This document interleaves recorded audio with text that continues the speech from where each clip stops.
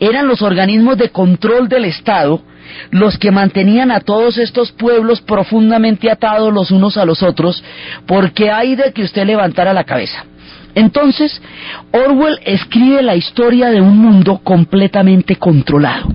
En 1984, él habla de un mundo donde los que están organizando la sociedad tienen perfectamente claro cómo funciona la historia y van a controlarla para que funcione a su favor.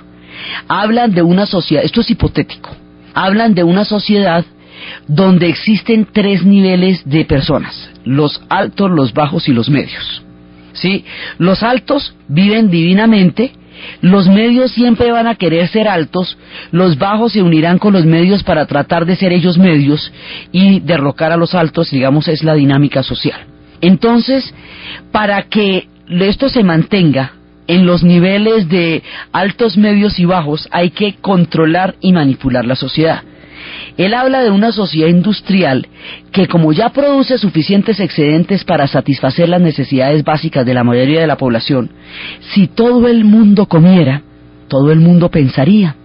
Si todo el mundo tuviera la posibilidad de acceder a un nivel de vida mejor, todo el mundo estaría en capacidad de reflexionar sobre la sociedad y eventualmente querrían ser altos. Entonces se necesita que no tengan ni tiempo para pensar, ni tiempo para comer, para que no se pongan demasiado críticos y no tengan una idea muy subversiva de lo que puede ser la realidad. Entonces, para eso, los excedentes económicos se tienen que desperdiciar, porque donde todos se enfocaran en la comida, pues todo el mundo comería, todo el mundo estaría contento, y de eso no se trata. Entonces empiezan a buscar la manera de gastar esos excedentes sin que se pueda generar creatividad. Y la mejor manera de gastar esos excedentes sin que se pueda generar creatividad es la guerra. Hacen y hacen armas y crean guerras, y hacen y hacen armas y crean guerras. De esa manera, mucha gente está trabajando en la industria de la destrucción. Esas armas no son recuperables porque esto se destruye y no genera ningún otro tipo de creación, tampoco sirve para comer. Eso inmediatamente es incompatible con la comida porque usted las balas no se las come. Entonces ponen a la gente en las guerras. ¿Qué tipo de guerras?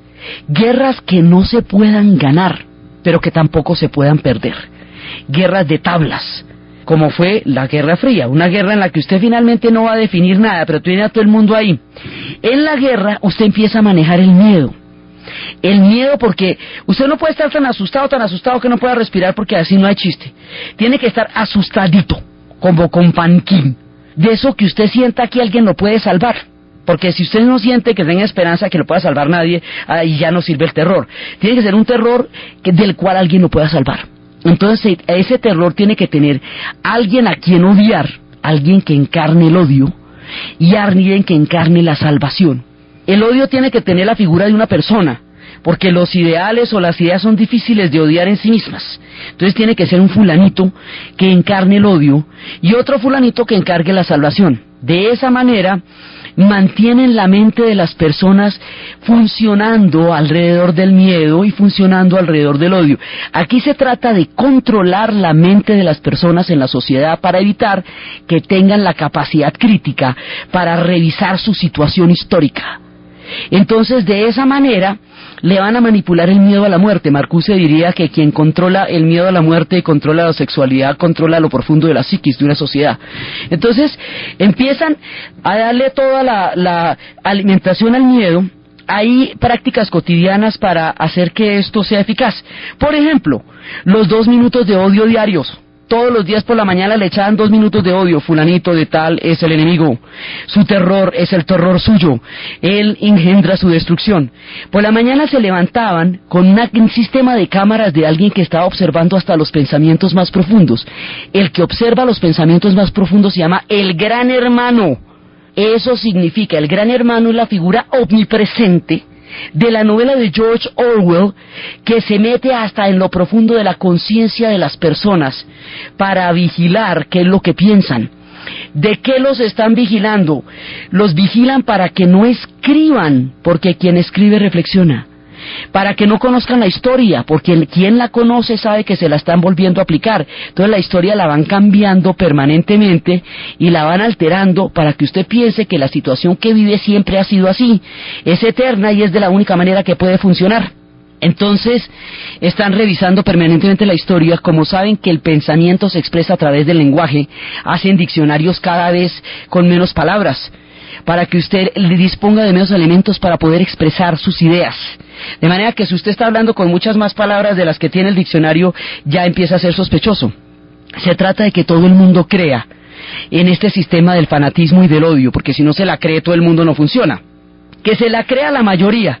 Con eso si hay disidentes son demasiado boleta y se pueden ubicar rápidamente, pero con que la mayoría se la crea está bien. Para que la mayoría se la crea usted tiene que creérsela. Es decir, la cúpula del poder tiene que estar basada ideológicamente en esto. Y para eso hay una mezcla de manipulación y fanatismo que se llama bipensar. Es decir, que una persona sepa que está mintiendo, pero que sea tan fanática que crea en la necesidad de esas mentiras y eventualmente se las termine comiendo y se las termine creyendo. Se llama bipensar, la esquizofrenia total para el fanatismo en el poder. Entonces, aquí todo se trata de que no funcione nada. Nada, todo está por hacer, todo está malo, todo es burocrático, todo es así como chimbo. Pero lo que sí funciona, como un relojito, que es de lo que se trata toda la policía del pensamiento.